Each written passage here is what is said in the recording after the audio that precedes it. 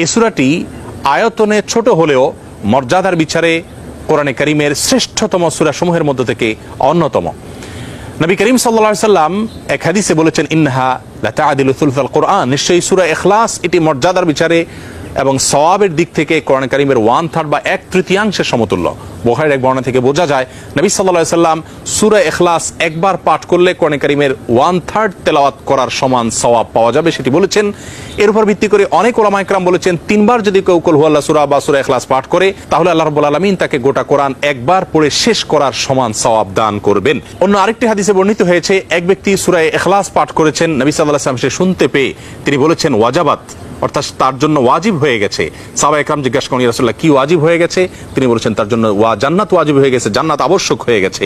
অন্য একটি বর্ণনায় তিনি বলেছেন, যদি কেউ 10 বার সূরা ইখলাস বা কুল হুয়াল্লাহ সূরা পাঠ করে আল্লাহ রাব্বুল আলামিন তার জন্য জান্নাতে একটি প্রাসাদ নির্মাণ করবেন। মসজিদে কুবার একজন ইমাম নিযুক্ত ছিলেন, যিনি প্রতি রাকাত ফরজ নামাজে সূরা ফাতিহা পাঠ করার পর যখন অন্য সূরা মেলানোর অপশন আসে তিনি প্রথমে সূরা ইখলাস পাঠ করেন, এরপর অন্য সূরা পড়েন। সাহাবায়ে কেরাম এবং সেই মসজিদের মুসল্লিরা নবী সাল্লাল্লাহু আলাইহি ওয়াসাল্লামের বিষয়টি উত্থাপন করলেন এবং তারা জানতে চাইলেন কেন তিনি এমনটি করেন। সূরা ইখলাস এটি তো প্রত্যেক রাকাতে পড়াটা বাধ্যতামূলক নয়, সূরা ফাতিহার পর তিনি নিয়মিত এটি কেন করেন? সেই ইমামকে ডেকে নবী সাল্লাল্লাহু আলাইহি ওয়াসাল্লাম জিজ্ঞাসা করলেন এর কারণ সম্পর্কে। তখন তিনি বললেন, ইয়া রাসূলুল্লাহ, আমি সূরাটাকে